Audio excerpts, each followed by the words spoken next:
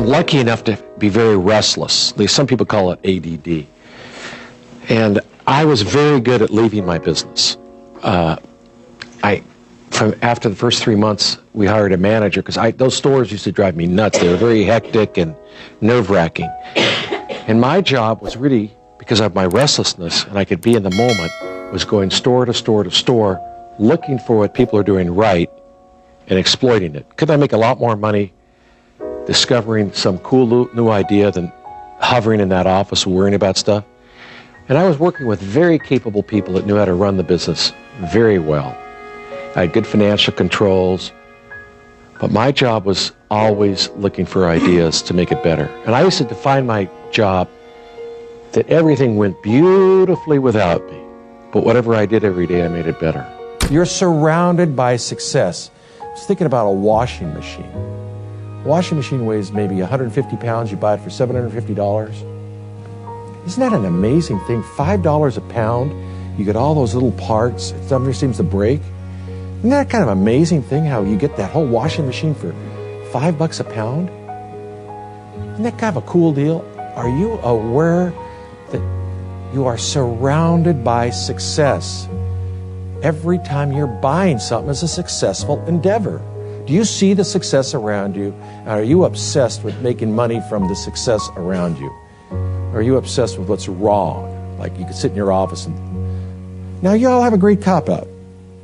The economy's bad and I'm not going to get a job. Well, tough shit. You've got that cop-out for the rest of your life. That's not going to be... If you want to have that, you could intellectually be very honest and you could sit at the Oasis and just become an alcoholic.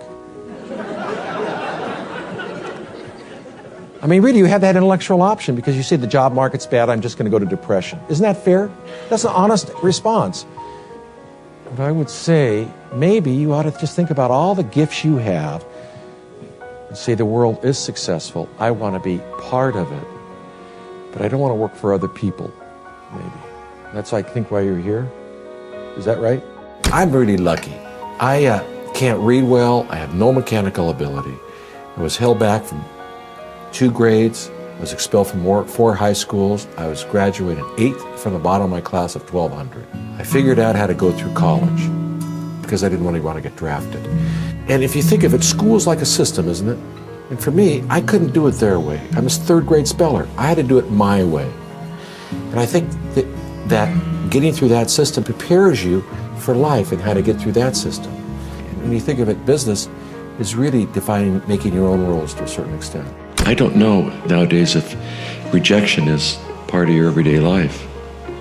So I think a lot of business and doing things is just the idea of having resilience.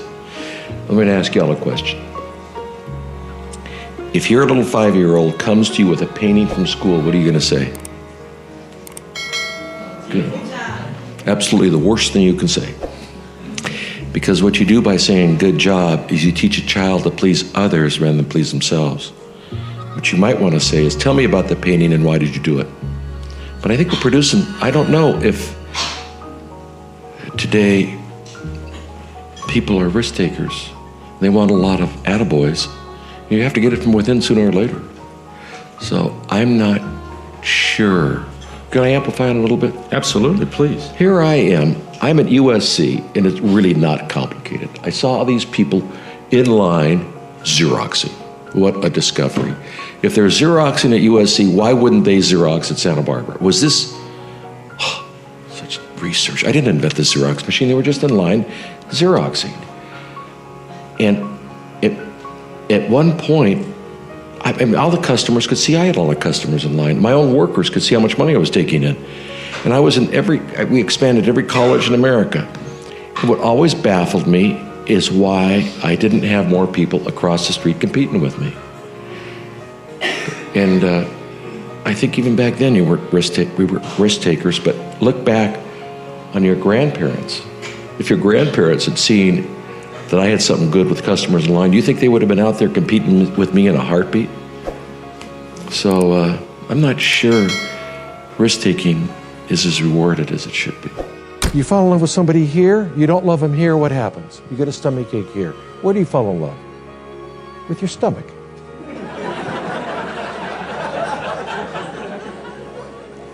Are you cultivating your intuition? And I would say, if you're not drinking enough beer at the Oasis, you're not taking advantage of your education. Because what you're going to do in life is you're always going to be gauging people, if they're BSers or not. And if you're not cultivating your human skills, they're going to snow you. You know what I mean? Drinking beer is not your enemy. Drinking beer and socializing, having coffee, you're learning that those are very constructive moments. You're learning, is that a person a BSer? Can I trust them? What is the behavior that I really want from my workers? If you're always doing what you didn't do yesterday, you never really get to do today's work, let alone tomorrow's. I was always in the moment looking for opportunities. I was always at Kinko's, the guy across the street, looking at my business. I was never really in the business looking out. And if you have that vantage point, first of all, you're healthy paranoid, you deal with anxiety, you're always on the cutting edge of making it better. And I used to define my job as everything went beautifully without me, but whatever I did every day, I made it better. When I sold my business to these guys in New York, they asked me my biggest competitive advantage, and I said it was a sparkle in our workers' eyes. And I firmly believe that. Because anybody can have those silly little Xerox machines. But what he made the competitive advantage was our workers had a sense of purpose, and they've got 1,000 thank yous from work customers. And they were really working for the customer, and they could see that relationship. So I really spent all my time nurturing that relationship. And the best definition of management came from my wife. The only reason you have management is to remove obstacles, not to make obstacles. So the only purpose of a owner or a manager is to make workers' jobs simpler and easier. And that's how I conducted my affairs. Get a good night's sleep. Do you know the secret elixir of life is sleep? Everybody wants this natural everything. Why don't you just try a good night's sleep for a change? And you know, what you've learned in the daytime is imprinted on your brain while you sleep. So if you're not getting a good night's sleep, you're not taking advantage of your education. My mom only cared about two things: saving and sleeping. Well, it's the only two things. I don't care what you're doing. You're going to bed early and you're getting a good night's sleep. Your grades aren't as important as a good night's sleep.